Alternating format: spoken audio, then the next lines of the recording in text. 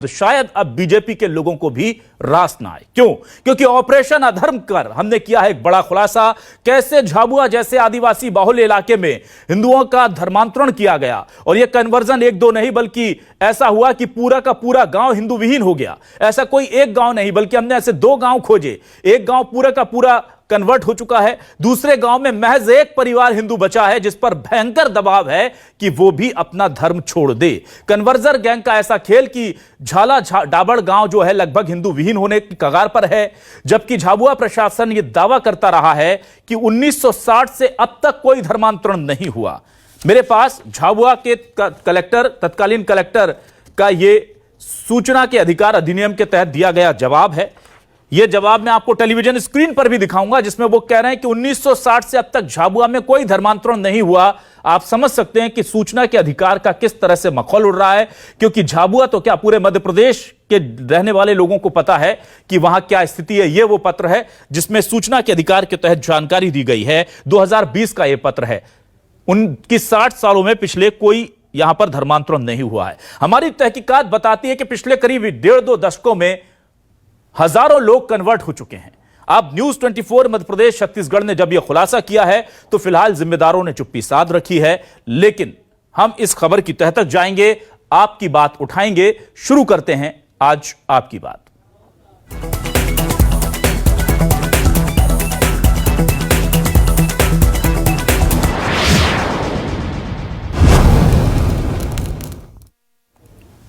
और आइए आपको सुनाते हैं कि हमारे इस खुलासे के बाद जो जनजाति से जुड़े जनप्रतिनिधि हैं वो क्या कह रहे हैं, आदिवासियों के नेता क्या कह रहे हैं और क्या वो भी इस बात से इत्तेफाक रखते हैं जो कलेक्टर ने लिखित में दी है कि कोई धर्मांतरण नहीं हुआ, क्योंकि हकीकत तो बहुत जुदा थी जो हम लेकर के आए हैं कैमरे पर, रिकॉर्ड में। लेकिन आदिवासी नेताओं को क्या लगता है, कौन सही है, सरकार या हमारा ये स्टिंग ऑपरेशन, प्रशासन के आंकड़े सही हैं या न्यूज 24 ने जो दिखाई वो हकीकत? सुनते हैं। 24 मध्य प्रदेश छत्तीसगढ़ चैनल वालों को मैं बहुत बहुत धन्यवाद देना चाहता हूं कि ऐसे जो झाबुआ जिले के गांव में जो इस प्रकार की घटनाएं हैं उनको समाज के बीच दिखाने का प्रयास किए हैं। और जो अभी ये पता चला कि वहां पर बहुत धर्मांतरित हो रहे हैं, इसलिए पूरे समाज, जो मूल जनजाति समाज के लोग हैं, और जनजाति सुरक्षा मंच बड़ा आंदोलन करने की तैयारी में है। और इसके लिए हम लोग अपने लोगों के लिए, जो मूल आदिवासी हैं, ट्राइब्स हैं, उसके लिए हम लोग साथ खड़े हैं। और हमारी पूरी टीम जनजाति सुरक्षा मंच के समाज के साथ अन्याय बर्दाश्त नहीं करने देंगे। और जो रिपोर्ट है कलेक्टर का कि इस प्रकार से वहां पर धर्मांतरित एक भी नहीं हुए, ये सरासर गलत है। इसको भी हम पर्दाफाश करेंगे समाज के सामने। और समाज के लोग, ये 5th शेड्यूल एरिया है, पेस एक्ट लागू है, वहां पर हम पंचायत बैठा के ऐसे निर्णय भी करेंगे। और इस पूरे खुलासे को लेकर के गोविंद सिंह ने क्या कहा है, जरा ये भी सुनते हैं। कांग्रेस का किस तरह का रिएक्शन है, ये सुनना भी जरूरी है। मध्य प्रदेश के झाबुआ जिले के मेघनगर के आसपास के गांव में भारी पैमाने पर धर्म परिवर्तन कराया जा रहा है और अधिकांश सनातन धर्म हिंदू मानने वाले लोग, समाज को, वो लोग क्रिश्चियन धर्म का अपना रहे हैं। जहाँ तक धर्म की स्वतंत्रता हमारे संविधान में है, लेकिन लालच दे के धर्म परिवर्तन कराना ये न्यायोचित नहीं है। और इस मामले में कानून व्यवस्था देखने की जिम्मेदारी गृह मंत्री की है, उनको इस पर कठोर से कठोर कार्रवाई करना चाहिए। तो आपने सुना कि किस तरह से यहां पर स्थिति जो है अब वो पूरी तरह से नया मोड़ ले रही है। हम अपने दर्शकों को बता दें कि इस पूरे मामले को लेकर न्यूज 24 मध्य प्रदेश छत्तीसगढ़ ने बड़ी तहकीकात की, लंबी तहकीकात की, और खुद कैमरे में कई लोग रिकॉर्ड हुए हैं जो ये कह रहे हैं कि उन्होंने धर्मांतरण जो है उसके जरिए धर्म छोड़ा और दूसरे धर्म में वो शामिल हुए हैं, हाल ही में हुए हैं। क्या है हमारे ऐसे में सवाल? आज के सवाल आपको दिखाते हैं। सवाल यह रहे, धर्मांतरण के खेल से क्यों अनजान है प्रशासन? प्रशासन ने क्यों साध रखी है चुप्पी? सवाल प्रशासन से है क्योंकि प्रशासन लिख कर दे रहा है कोई धर्मांतरण नहीं हुआ। जनता के सामने झूठे आंकड़े क्यों दिए गए? आरटीआई, सूचना का अधिकार, क्या इस कानून का भी मखौल उड़ाया जा रहा है? पैसा एक्ट, क्या इस कानून का भी मखौल उड़ रहा है? शेड्यूल्ड एरिया, क्या इस कानून का भी मखौल उड़ रहा है? और धर्मांतरण, क्या इसके नाम पर भी तमाम चीजें हो रही हैं? इस पर बातचीत करेंगे हम, लेकिन उससे पहले मैं यहां पर एक डिक्लेरेशन देना चाहता हूं। हमारा यह स्टिंग ऑपरेशन किसी भी धर्म के खिलाफ नहीं है। हर धर्म को, हर मजहब को फलने फूलने का, पनपने का मौका मिलना चाहिए, हमारे संविधान ने दिया है। लेकिन सरकार जिस तरह से पर्दा डालती है चीजों पर, उसको लेकर हम सवाल पूछ रहे हैं। और एक सवाल यह भी जायज तौर पर बनता है, यहां पर हमारे स्टिंग ऑपरेशन में बहुत क्लियर मैं आपको कर दूं, किसी भी शख्स ने नहीं कहा कि उन्हें जबरन धर्मांतरित किया गया है। एक बार फिर मैं कह दूं, लोग कन्वर्ट हुए हैं, लेकिन किसी ने यह नहीं कहा कि हमसे जबरदस्ती धर्म बदलवाया गया। तो क्यों वो धर्म बदल रहे हैं, यही जानने की कोशिश करेंगे अपने खास मेहमानों के साथ। मेरे साथ इस वक्त स्वामी अखिलेश्वरानंद गिरी साहब जुड़े हुए हैं, गौ संवर्धन बोर्ड के अध्यक्ष। बहुत बहुत स्वागत करता हूं अखिलेश्वरानंद गिरी साहब आपका। गिरी जी, स्वागत है आपका हमारे इस खास डिबेट शो में। आज हमने फादर डॉक्टर आनंद मुटुंगुल, राष्ट्रीय संयोजक ईसाई महासंघ को आमंत्रित किया है। Welcome sir, welcome to my show. मेरे साथ आज जुड़े हुए हैं चंद्रशेखर तिवारी जी, संस्कृति बचाओ मंच से। चंद्रशेखर जी, बहुत स्वागत है आपका। और आज माणक अग्रवाल जी हमारे साथ जुड़े हुए हैं, वरिष्ठ कांग्रेसी नेता। माणक जी, स्वागत करता हूं आपका। तमाम जो लोग हैं, हम उनसे सवाल करें। सबसे पहले मैं जाता हूं इस मामले में चंद्रशेखर तिवारी जी, कलेक्टर साहब ने लिख करके दिया, एक बार जरा वो तस्वीरें दिखा दें और वो जो बयान है अगर वो सुनवा सके, मैं अपने पीसीआर से अपील करूंगा अगर वो सुनवा पाए, गुजारिश है मेरी आपसे, तो आप जरूर मुझे बीच में बताइएगा, लेकिन एक बार वो लेटर जरूर दिखाएं। ये लेटर है, ये लेटर कह रहा है चंद्रशेखर तिवारी जी, सूचना के अधिकार के तहत लिया गया ये लेटर था। अधिनियम 2005 के तहत जानकारी जो मांगी गई है, उसके तहत वर्ष 1960 से जुलाई 2020 तक कितने लोगों ने विधिवत धर्मांतरण हेतु आवेदन देकर धर्म परिवर्तन किया? कोई ऐसी जानकारी इन्होंने कहा है कि हमारे पास नहीं है, निरंक है। और जब हम जाते हैं, हमारी टीम जाती है, तो पता चलता है कि गांव के गांव कन्वर्ट हो रहे हैं वहां। अब धर्मांतरण में अगर आपको धर्मांतरण करना है और आप उसे ऑन रिकॉर्ड नहीं करते हैं, तो क्या यह अवैध धर्मांतरण है? और अगर अवैध धर्मांतरण हो रहा है तो रोकने की जिम्मेदारी किसकी है? क्या सरकार, प्रशासन जानबूझकर आंखें मूंद कर बैठी है? आपको क्या लगता है? देखिए अभिलाष जी, सबसे पहले तो मैं न्यूज 24 को बहुत बधाई दूंगा कि हमेशा जो ज्वलंत मुद्दे होते हैं उनको आप प्रमुखता से उठाते हैं, और इसलिए न्यूज 24 की जो उपलब्ध प्रसिद्धि है वो भी बहुत तेजी से बढ़ रही है। इसके लिए मैं साधुवाद और धन्यवाद दूंगा। शुक्रिया सर। लेकिन मुझे लगता है कि ईसाई मिशनरी हो चाहे लव जिहाद के मामले हो, हमने देखा है कि कहीं ना कहीं किसी न किसी प्रकार से हम लालच देकर और धर्मांतरण की प्रक्रियाओं को करते चले आ रहे हैं। आप शासन के कौन अधिकारी कर्मचारी ऐसे हैं जिनको इसकी जानकारी नहीं है? और अगर जानकारी नहीं है, जिस प्रकार से जब हमारे यहाँ धर्मांतरण का कानून आ गया है, मध्य प्रदेश में वो कानून सरकार ने पारित किया है, तो धर्मांतरण की प्रक्रिया है। अगर आपको मुस्लिम धर्म अपनाना है तो आपको पहले आवेदन देना पड़ेगा, आवेदन की जांच होगी, जांच के पश्चात अगर आपके परिवार की सहमति होगी तब धर्मांतरण आप कर पाएंगे। ठीक है। ऐसे लालच देकर कि हम आपको किसी को वाहन दिला देंगे, किसी दुकान प्रारंभ करा देंगे, अगर आपकी शादियां नहीं हो रही तो हम हमारे समाज में शादियां करा देंगे, इस प्रकार के प्रलोभन देकर और धर्मांतरण का काम जो ईसाई मिशनरी करती आ रही है। अभी आपने भोपाल में देखा होगा, जब संस्कृति बचाओ मंच और हमारे हिंदू संगठनों ने मिलकर आनंद विहार स्कूल के पास शिवनगर में हमने लाइव धर्मांतरण पकड़ा था। आनंद मुटुंगुल जी को मैं सालों से जानता हूं, और ये अभी ये फिर यही कहेंगे कि हम इस प्रकार का काम नहीं करते। अगर आप नहीं करते हैं तो ये धर्मांतरण कहां से पकड़ा रहे? अगर और आप करते हैं तो क्यों करते? अपने धर्म को इतना वो करिए कि आदमी स्वयं अपने धर्म में, आपके धर्म में सम्मिलित हो। और आपको जरूरत क्या है कि किन्हीं गरीब या आदिवासी क्षेत्र में, चाहे झाबुआ हो या बैतूल हो, ऐसे आदिवासी क्षेत्र में आप जाकर और काम करें। चंद्रशेखर जी, ठीक है, ठीक है चंद्रशेखर जी, मैं एक बार अपने दर्शकों को और अपने मेहमानों को एक पीड़ित की आप बीती सुनाता हूं। एक गांव में पूरे के पूरे लोग कन्वर्ट हो गए सर, कोई आपत्ति नहीं, किसी ने अपने मर्जी से कोई धर्म स्वीकार किया, लेकिन इस हिंदू परिवार के साथ वहां क्या बीत रही है, यह जरा उसी की जुबानी सुन लीजिए, ताकि लोगों को पता चले कि यह मामला इतना गंभीर क्यों है। एकमात्र हिंदू परिवार बचा और इस पर जबरदस्त दबाव है। यह आरोप वो लगा रहे हैं कि हमको कहा जा रहा है कि आप हिंदू धर्म छोड़कर क्रिश्चियन धर्म अपना लीजिए, वरना आपके साथ क्या क्या होगा यह वो खुद बताएंगे। सुनिए। कह रहे हैं कि वो ईसाई धर्म अपना लो। कौन सा धर्म है वो? वो ईसाई धर्म है और ये बोलते हैं कि 5 साल हो गए सर। 5 साल हो गए। हाँ, ये बोलते तो बोलते। अच्छा, और आप क्या चाहते हो? और हमको न्याय मिलना चाहिए और उन लोगों की कार्रवाई की जाए। हम नहीं करना चाहते। क्यों सर, ये गलत है ना। वहाँ पर ये बोल रहे कि जो हमारा बाबा के लड़के को बोलते हैं कि पिताजी कहोगे तो तुमको गांव में रहने देंगे, और हमारे इसे धर्म में से चलता है तो सर ऐसा नहीं चलना चाहिए। नहीं मार डालेंगे ऐसे बोल रहे। रास्ता बंद कर दिया और पानी भरने नहीं दे रहे हमको। ये बस हमारा ये जमीन की किताब ले ली उन लोगों ने और उनको नहीं दे रहे, और बोल रहे कि हमारे इसी धर्म में आओगे तब देंगे और तब तुम्हारी शादी कराएंगे। रास्ता बंद है, पानी नहीं भरने दे रहे हैं। जो आरोप लगाकर हिंदू धर्म को तोड़ने की कोशिश की जाती है कि यहां पर भेदभाव होता है, अब हिंदू धर्म के लोगों के साथ वही भेदभाव इसलिए हो रहा है क्योंकि वो हिंदू धर्म में है। मैं यहां पर माणक अग्रवाल जी के पास आना चाहता हूं। माणक अग्रवाल जी, यह बहुत चिंता की बात है।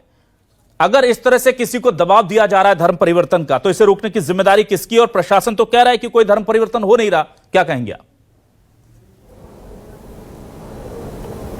देखिए, मैं न्यूज़ 24 का अभिनंदन करता हूं, जो इतना अच्छा इशू उठाया और लोगों को जागरूक करने की कोशिश की।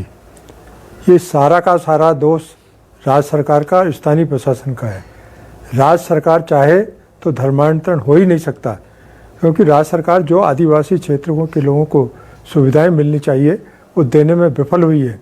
सिवा भ्रष्टाचार के राज्य सरकार ने कोई काम नहीं किया। लोगों को झूठी दिलासा देते रहे, जिसकी वजह से वहाँ के लोगों की स्थितियाँ दिन प्रतिदिन बिगड़ती चली गई, और उसी का कारण है कि लोग धर्मांतरण करवा रहे हैं और उनको प्रेरित कर रहे हैं कि आपको राज्य सरकार से कोई मदद नहीं मिल रही, आप हमारे पास में आइए, हम आपको मदद करेंगे। इसलिए बड़ी संख्या में एक गांव पूरा का पूरा धर्मांतरण करवा दिया गया और दूसरे गांव में एक ही परिवार बचा।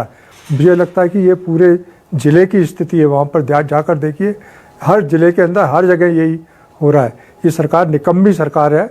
ये सरकार कुछ नहीं करना चाहती सिवा भ्रष्टाचार के। ठीक है, पीसीआर से मैं दरख्वास्त करूंगा कि कुछ ग्राफिक्स भी हमने बनाए कि क्या मामला है, जरा उसको भी स्क्रीन पर बनाकर रखें ताकि पता चलता रहे लोगों को कि हमारे स्टिंग ऑपरेशन में क्या कुछ हमने निकाला है। मैं आता हूं अब सीधे यहां पर स्वामी अखिलेश्वरानंद गिरी जी के पास आऊं। उससे पहले मैं फादर डॉक्टर आनंद मुटुंगल जी के पास आता हूं।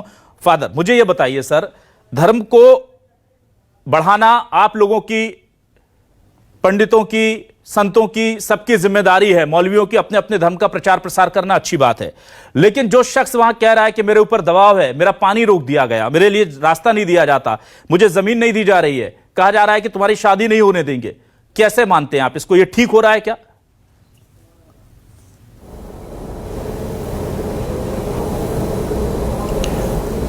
मेरे माने तो इसके ऊपर तुरंत प्रशासन को कमेटी गठन करके इसकी SIT गठन होना चाहिए इसके ऊपर जी, क्योंकि इस प्रकार की एक व्यक्ति की कहानी लेकर आप पूरे समाज को अपने इसमें नहीं ले सकते। यदि आपकी न्यूज़ 24 को इतने ज़्यादा इफेक्ट करना है, जितने लोगों के खिलाफ जो मामला दर्ज है, धर्मांतरण किया करके झूठे मामला दर्ज है, उनके ऊपर स्टिंग ऑपरेशन करके बताइए उन्होंने कौन सा किसको बनाया है। कोई धर्मांतरण का मैटर नहीं है वो जी। लोगों ने वहां पर केवल प्रार्थना करने के लिए गया होगा, किसी ने धर्म नहीं बदला है। धर्म बदलना और प्रार्थना करना ये दोनों अलग अलग है। ठीक है, मैं एक बात आपको साफ करना चाहता हूं, ये जो हमारे जो मुख्यमंत्री जी है, इन्होंने बड़े प्रेम से धर्म रक्षा करने के लिए धर्मांतरण विरुद्ध कानून ले आया, लेकिन इस कानून की इतने गलत उपयोग कर रहे हैं। चंद्रशेखर तिवारी जी का भी ध्यान रखिए थोड़ा, गलत काम करके बहुत ही इनोसेंट लोगों को, निर्दोष लोगों को बुरी तरह से फंसा रहे हैं। चंद्रशेखर जी, निर्दोष लोगों का चंद्रशेखर जी उनको बोलने दीजिए, चंद्रशेखर जी उनको अपनी बात रखने दीजिए, बोलिए बोलिए। ये आंसू, क्योंकि जिस प्रकार ये काम कर रहे हैं, हाँ। समाज को नुकसान करने के काम कर रहे हैं, ठीक है, लेकिन किसी भी समाज को एक साथ रखने के काम नहीं कर रही है। हाँ ठीक है फादर, आप कह रहे हैं धर्मांतरण नहीं हुआ है, जरा एक बार फुल स्क्रीन तस्वीरें दिखा दीजिए। पूरा का पूरा गांव में जो है वहां पर प्रेयर्स हो रही हैं, वो पूरा कन्वर्ट हो चुका है। जो आज से 15-20 साल पहले वहां चर्च बने हुए हैं। अब मैं महत्वपूर्ण विषय पर आता हूं। ये चर्च बने हुए दिख रहे हैं, झाबुआ के उसी गांव के हैं। अगर चर्च बना है, चलिए मैं आपकी बात भी मान लेता हूं, फादर डॉक्टर आनंद मुटुंगल जी, अगर आप कह रहे हैं कि धर्मांतरण नहीं हुआ है, केवल प्रेयर कर रहे हैं, चर्च भी बना लिया सिर्फ प्रेयर करने के लिए। आता हूं स्वामी अखिलेश्वरानंद गिरी साहब के पास। गिरी जी, मुझे यह बताइए, शेड्यूल्ड एरिया है झाबुआ, सबको पता है, पैसा कानून जो है लागू है, जो एग्जाम्पल आपने दिखाया उस पर बात नहीं कर रहा हूँ जी। क्योंकि ऑपरेशन स्टिंग ऑपरेशन आपने किया जी हमने नहीं किया। ठीक है, मैं हम आपको इस पे ऊपर हम बात नहीं करेंगे क्योंकि हमें नहीं मालूम आपने कौन सा स्टिंग ऑपरेशन किया है। आप ठीक है सर, हमें आप बिल्कुल नहीं मालूम है। ठीक है, आपको नहीं पता, मैं मान सकता जनरल हूं। बात कर रहे हैं आपसे। आपका जो लॉजिक है मैं उसको एक्सेप्ट करता हूं। मैं गिरीश आपके पास आता हूं। अखिलेश्वरानंद गिरी जी, मुझे बताइए, शेड्यूल्ड एरिया है, आदिवासी की जमीन कोई नहीं खरीद सकता, आदिवासी इलाकों में एक एक कर इतने सारे चर्च बन गए, आदिवासी है तो उसकी जमीन पे चर्च क्यों बनेंगे? अगर वो कन्वर्टेड है तो क्या ये शेड्यूल्ड एरिया का पैसा कानून का उल्लंघन नहीं हो रहा है? क्योंकि वो कह रहा है कि मेरी जमीन पे बनाया मैंने और मैं अपना धर्म छोड़ के ईसाई बन चुका हूं। ऐसा है तो ये एक तरह से जमीन की खरीद फरोख्त और बिक्री के लिए क्या नया रास्ता धर्मांतरण के जरिए निकल रहा है? बहुत गंभीर आरोप यह भी लगा रहा हूं मैं, क्योंकि आदिवासी की जमीन तो आप खरीद नहीं सकते, कन्वर्ट हो जाइए, अपने यहां एक चर्च बना लीजिए और बाकी खेत बेच दीजिए किसी गैर आदिवासी को, उसका रास्ता खोल दिया गया है क्या? एक चीज के बहुत सारे इफेक्ट हो रहे हैं सर। क्या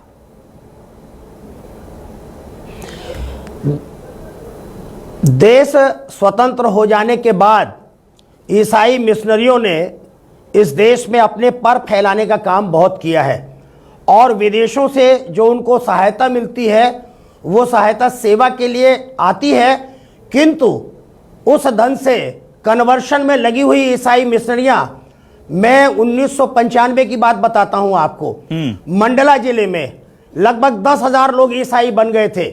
1995 में हमने एक अभियान चलाया और 2,500 लोगों को घर वापसी कराई। और जब घर वापसी हुई तो उनसे हमने पूछा कि ये धर्मांतरण कैसे हुआ।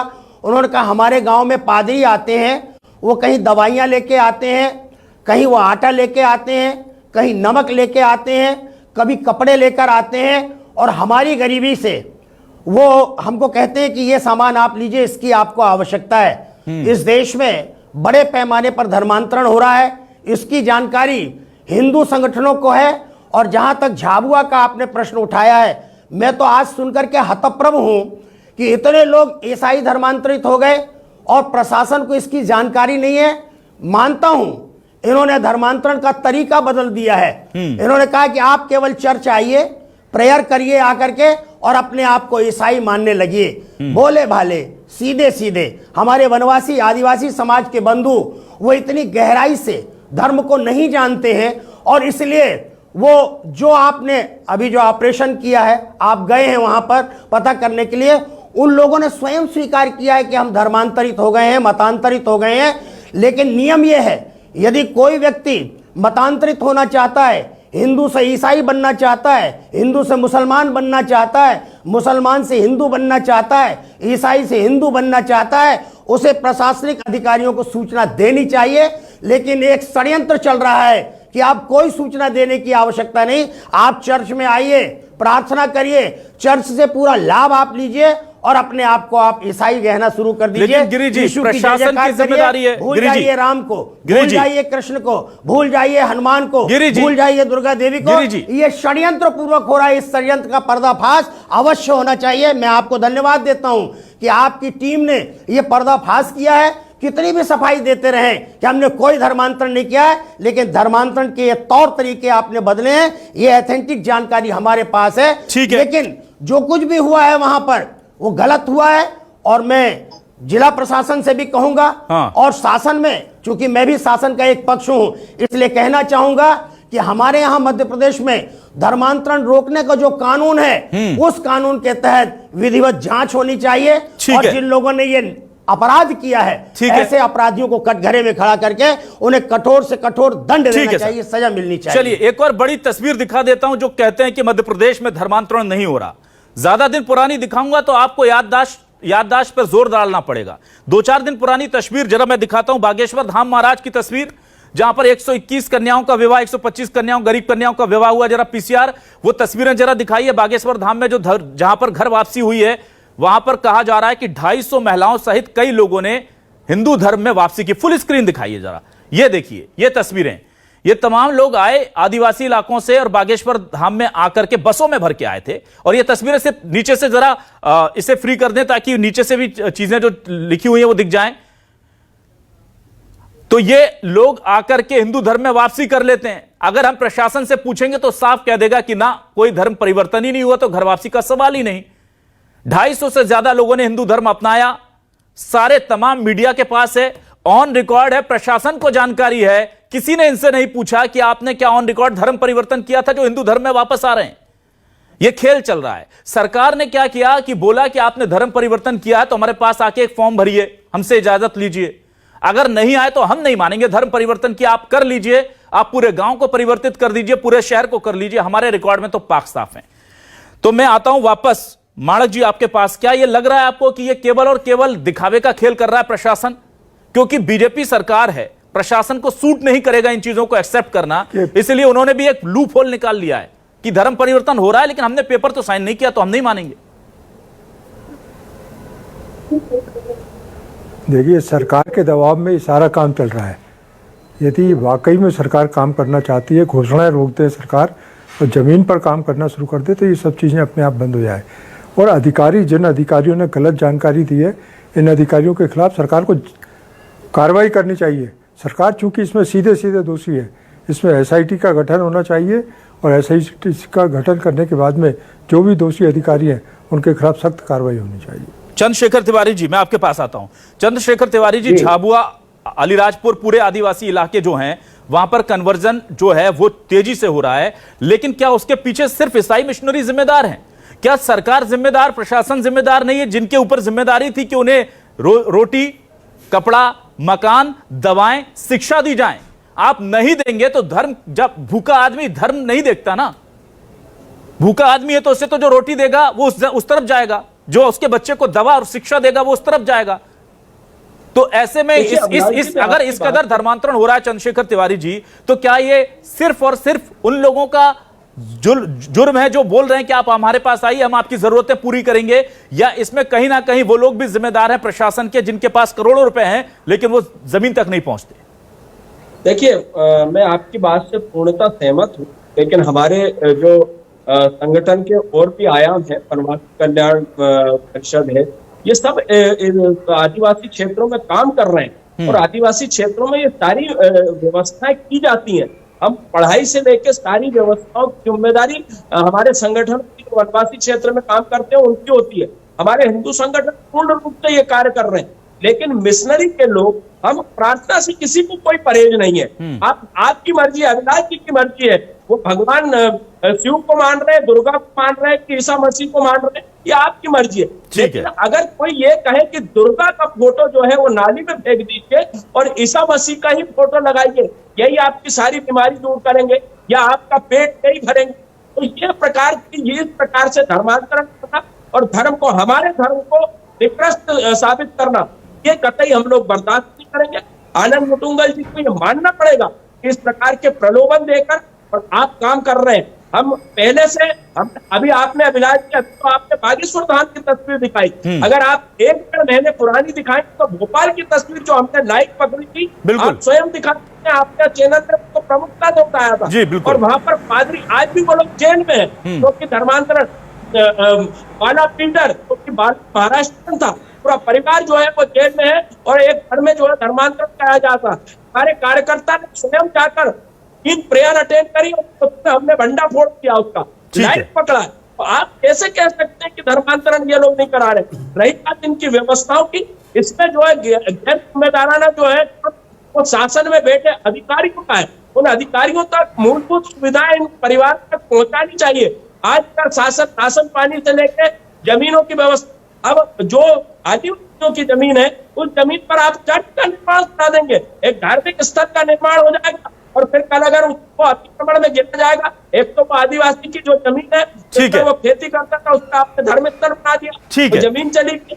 दूसरी चीज आप देखेंगे तो उसके परिवार का भरण पोषण की जिम्मेदारी कहाँ चली गई? आप उसमें से प्रलोभित व्यक्ति करते और उसको चंद्रशेखर जी, ठीक है, इस प्रकार से काम, ठीक है चंद्रशेखर जी, कतई बर्दाश्त नहीं होगा। ठीक है चंद्रशेखर जी, ठीक है चंद्रशेखर जी, ठीक है, ठीक है, चिंता करनी चाहिए, ठीक है, इन गरीब लोगों तक मूलभूत सुविधाएं सारी मैं तो बिल्कुल मानता हूं कि अगर प्रशासन रोजी रोटी और दवा शिक्षा नहीं दे पा रहा, चंद्रशेखर जी, ठीक है, अगर प्रशासन रोजी रोटी, शिक्षा, स्वास्थ्य की सुविधाएं नहीं दे पाता तो फिर वो किस मुंह से कहेगा कि हां ये लोग इसके लिए वहां चले गए दूसरे धर्म में। इसलिए उसे अपनी इज्जत भी बचानी है और इसलिए शायद पर्दा डालना। लेकिन यह मामला सिर्फ धर्म तक सीमित नहीं है। मैं बार बार दर्शकों को बताना चाहता हूं, जमीनों को लेकर, आदिवासियों की जमीनों को लेकर के जिस तरह से वहां पर खेल चल रहा है कि आपको जमीन बेचने का वैसे हक नहीं है किसी गैर आदिवासी को, पर अगर आप आदिवासी बन जाते हैं, कन्वर्ट हो जाते हैं, एक चर्च बना दीजिए और उसके बाद आप जमीन बेचते हैं तो कोई आपको नहीं रोक पाएगा, क्योंकि आप आदिवासी रहे ही नहीं। शेड्यूल्ड पूरे इलाके में जमीन नहीं बेची जा सकती गैर आदिवासी को, लेकिन क्या ये इसका जरिया बन गया? इसकी जांच होनी चाहिए। एक और मांग जो आदिवासी समाज बहुत लंबे वक्त से कर रहा है, पूरे देश में कर रहा है, मध्य प्रदेश छत्तीसगढ़ में सबसे ज्यादा कर रहा है, वो है डीलिस्टिंग की मांग। अगर कोई शेड्यूल्ड कास्ट का आदमी धर्म परिवर्तन कर लेता है तो उसे आरक्षण का लाभ नहीं मिलता, लेकिन कोई शेड्यूल्ड ट्राइब यानी कि आदिवासी कन्वर्ट होकर के ईसाई, मुस्लिम, क्रिश्चियन या कोई और धर्म को अपना लेता है तो वो आदिवासी ना होते हुए भी उसे आदिवासी का आरक्षण का लाभ मिलेगा। एक रिपोर्ट यह कहती है कि 5% कन्वर्टेड लोग आदिवासियों के 70% पदों पर कब्जा जमा कर बैठे हैं। यह हकीकत है। इसलिए आप इसे सिर्फ धर्म से मत जोड़िए, इसे रोजगार से जोड़िए, इसे जमीन से जोड़िए, इसे जमीन के अवैध व्यापार से जोड़िए। इसलिए मैं कह रहा हूं, मैं डॉक्टर आनंद मुटुंगल जी के पास आता हूं। फादर, आप मुझे यह बताइए, क्या आपको लगता नहीं कि इतना सेवाभावी क्रिश्चियन धर्म है जिसकी मानवता की सेवा की मिसालें दी जाती हैं, उस पर इतने गंभीर आरोप हैं, तो इसकी निष्पक्ष जांच होनी चाहिए? क्या आप सरकार से मांग करते हैं, क्योंकि सभी मांग कर रहे हैं, क्या आपका पक्ष भी सरकार से मांग करता है कि जांच कराइए सर, कुछ गलत है तो, अगर ये जमीन के सिलसिले में हो रहा है या दबाव डाल करके हो रहा है तो इसे तुरंत इस पर कार्रवाई कीजिए?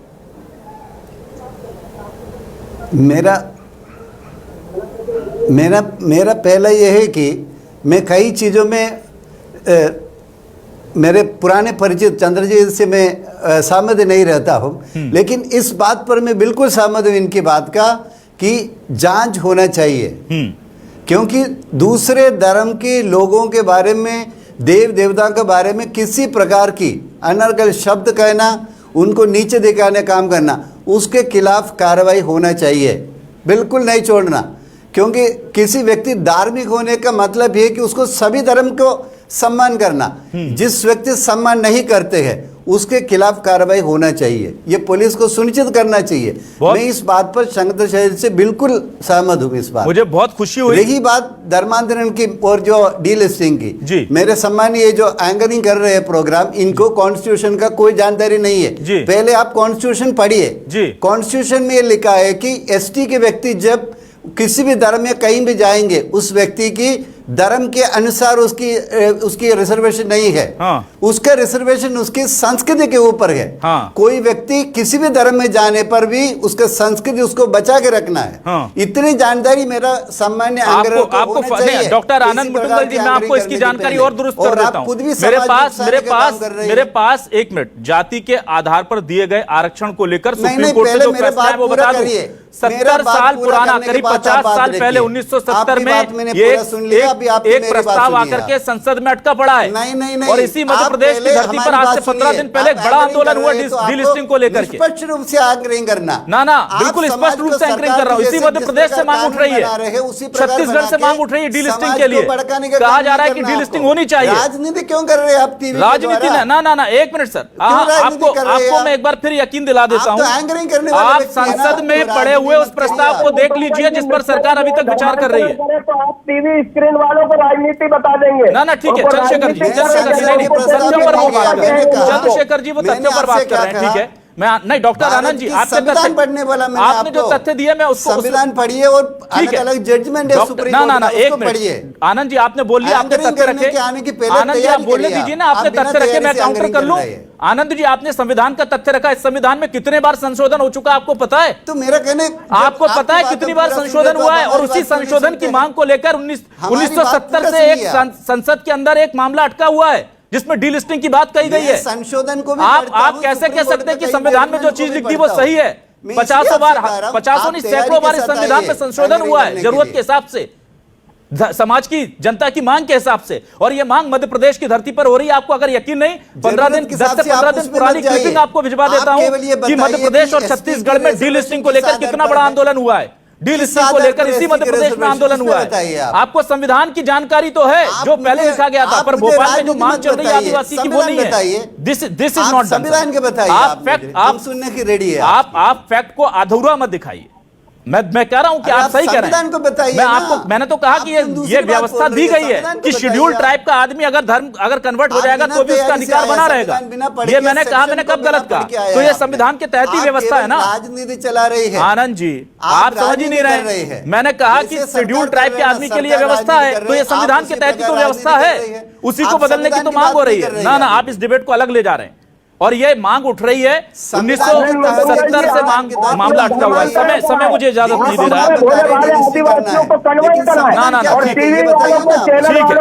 ये संविधान में जो लिखा है उस पर आदिवासी समाज मांग कर रहा है, ये कदम दिखाते रहे। चंद्रशेखर तिवारी जी, ठीक है आज समय कम है लेकिन मामला बहुत बड़ा है और किसी दिन डीलिस्टिंग पे डॉक्टर आनंद मुंटुंगल जी के साथ मैं बैठ लूंगा, तैयारी उनकी भी देख लेंगे और हम अपनी तैयारी भी देख लेंगे, सारे रिकॉर्ड लेकर बैठूंगा। और फिलहाल तो आपको मैं वादा करता हूं कि 1 घंटे के अंदर आपको वो तस्वीरें पहुंचा दूंगा कि मध्य प्रदेश की धरती पर डीलिस्टिंग की मांग को लेकर आदिवासी समाज ने कितना बड़ा यहां प्रदर्शन किया है। और सिर्फ मध्य प्रदेश में नहीं हो रहा है, पूरे देश में हो रहा है। और रही बात संविधान की में प्रदर्श शक्तियों की, तो संविधान में यह प्रावधान है, यह मैं पहले कह चुका हूं, तभी तो यह व्यवस्था बनी हुई है कि आप शेड्यूल ट्राइब से कन्वर्ट होने के बाद भी आरक्षण के पात्र रहते हैं। इसी को बदलने की मांग हो रही है, जो कि शेड्यूल कास्ट के लिए नहीं है, शेड्यूल ट्राइब के लिए है कि आप बदल जाइए तो भी आरक्षण का लाभ उठाइए, शेड्यूल कास्ट के लिए नहीं है। ये तमाम तथ्य आपको भेज दिए जाएंगे।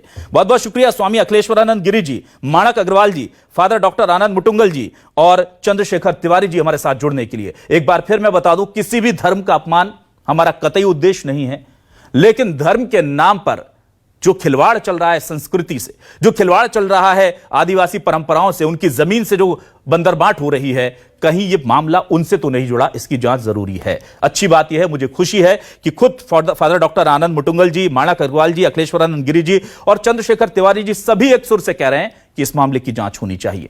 अब प्रशासन को तय करना है कि उसे ऐसा कोई पेपर देकर अपनी जिम्मेदारी से पल्ला झाड़ लेना है या जांच करके सच्चाई सामने लानी है। नमस्कार।